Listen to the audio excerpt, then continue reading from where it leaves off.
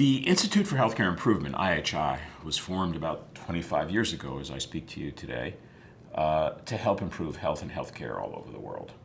The IHI Open School is part of IHI, and the ICANN project is part of the IHI Open School. So you're part of something bigger than yourselves. You're part of the enterprise of the Institute for Healthcare Improvement. Now, in order to get a job done like IHI has, you have to have an aim. You never improve without an aim. When you're a global organization trying to make impact like IHI is, it's going to be a big aim.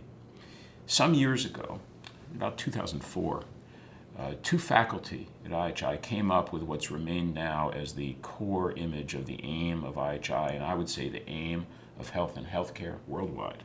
It's called the triple aim. The authors were Tom Nolan, one of the great mentors of IHI, and of me personally, an expert on improvement at world class, and John Whittington, a physician in Peoria, Illinois, who was working with IHI to help think about population health and change. The triple aim is their attempt to write down in one visual field the set of dimensions of excellence that we're actually trying to achieve through the enterprise of health and healthcare, and that IHI is trying to achieve as a force for improvement. It's three things at once. The first of the triple aims is better care. Better care when you're ill, when you need access to the medical care system. The Institute of Medicine, in its landmark report, Crossing the Quality Chasm, in 2001, laid out a system of 6 goals within that general aim of better health care. Those goals are safety, effectiveness, patient-centeredness, timeliness, efficiency, and equity. Safer care, so that people aren't being hurt by the care. You can come into care and not be injured. More effective care, care that's aligned with science. So if we know how to treat a heart attack, you get exactly what's known about how to treat a heart attack. Safe, effective, patient-centered care. Care in which the patient is in charge. The patient, the family, the person you're trying to help actually is the boss, and the influence of the judgment about the quality of that care lies in the eyes of the person helped. Safe, effective, patient-centered. Timely care, which is care without delay. Delay, generally, unless it's instrumental, is waste in systems. And so engineering delay out of the care system is improvement.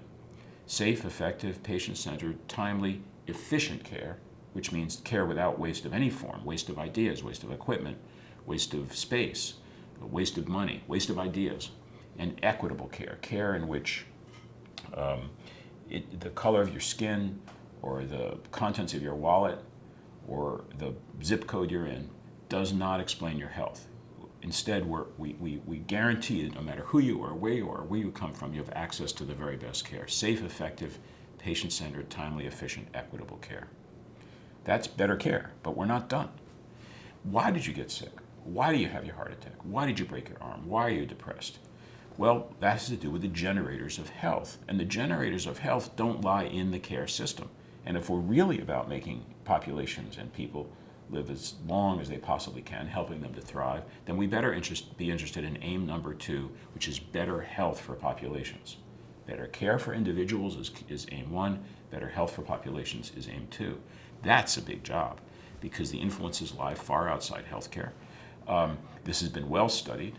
In the ICANN project, we're trying to work on those influences, but they involve many, many factors in society. Nutrition, exercise, equity, poverty, safety in our streets, violence, the environment. These hold together the influences on care, on health status that overwhelm the effect of healthcare itself. Indeed, we even know the numbers. If you have a person with, say, 100 points of variation in health status, and you say, what causes that variation? 50 of those points will be genes, your genetic code. Of the remaining 50 points, 10 are healthcare, but 40 are the influences that I just listed, like the environment and nutrition and exercise and violence and poverty.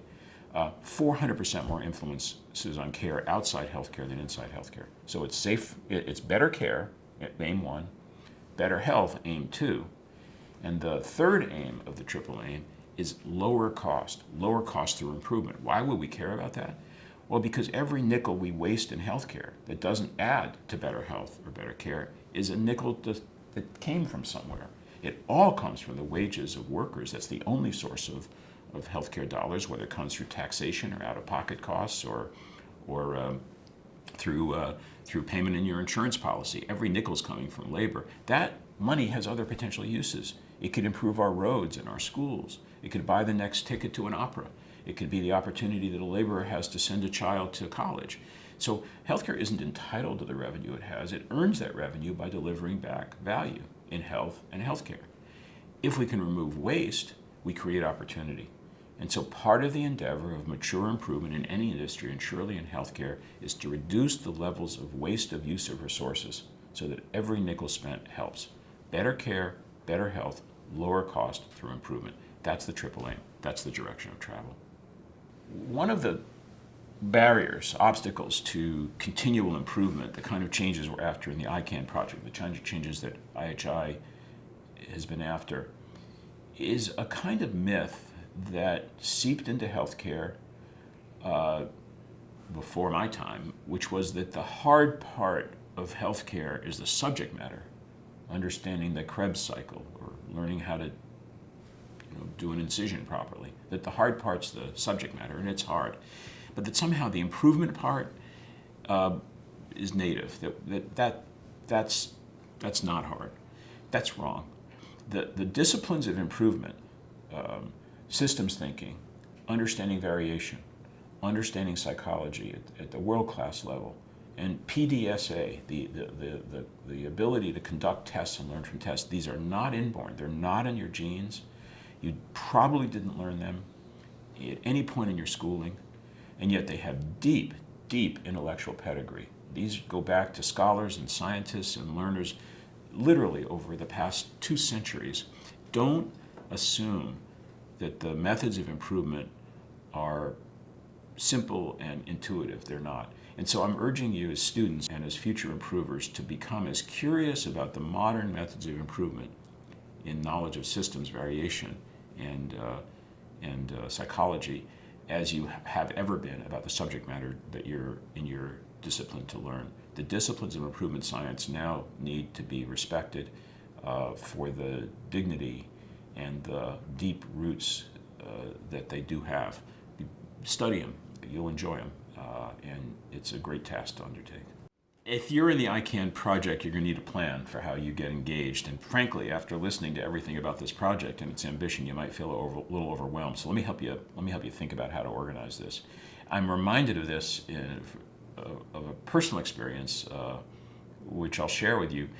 I was a first-year intern, a first-year resident in medicine before I went into pediatrics. And I remember one of my first nights on duty, I was in the intensive care unit. And there came in a woman to the intensive care unit who was going to be my patient in diabetic ketoacidosis. She had a profoundly dangerous and severe complication of her diabetes, which had gone out of control. So I took a look at her and started to notice how bad things were. She wasn't breathing properly and had, I thought, an early aspiration pneumonia. Her potassium was through the ceiling, and her electrocardiogram looked like a mess. Her blood pressure was failing.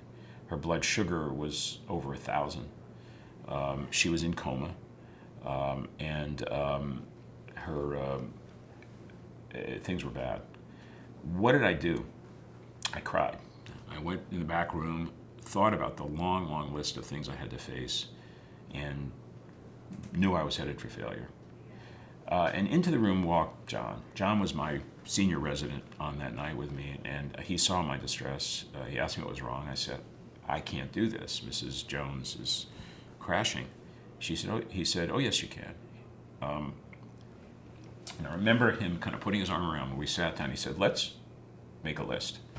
And he started to list the tasks we would have: her airway and breathing, her potassium, her blood sugar, her state of consciousness. Step by step, 8 or 9 elements. He said, okay, what are we going to do about her potassium? What are we going to do about her blood pressure? What are we going to do about protecting her airway? And out of chaos, out of this overwhelming sense of too much to do, came an orderly plan simply by beginning to diagram and get a sense of the collection of activities that I would have to engage in and how they related to each other.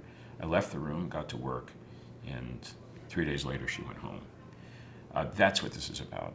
We got a long list of stuff to do. In the ICANN project, we're asking you to master subject matter knowledge, to get that driver diagram into your head and work with it. Begin to understand how vast the influences are that make us healthy.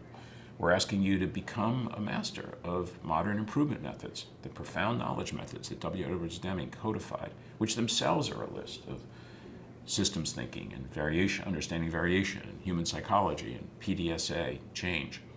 And we're asking you to master a whole other set of ideas around leadership, mobilization, and getting energy for change into a system. It's the same problem. You've got a long list of things to do. Take a look at it, get started. Over the time ahead, the years ahead, you have a chance at whatever pace you can adopt personally to begin to pick off these pieces of mastery, to put them before you, to become the student and then the expert you want to be, and over time you'll emerge as a person with a set of skills and knowledge that is going to allow you not just to work, but to be a leader of improvement in whatever setting you find yourself in from now on and through the rest of your career. You can do it. Just take it one step at a time.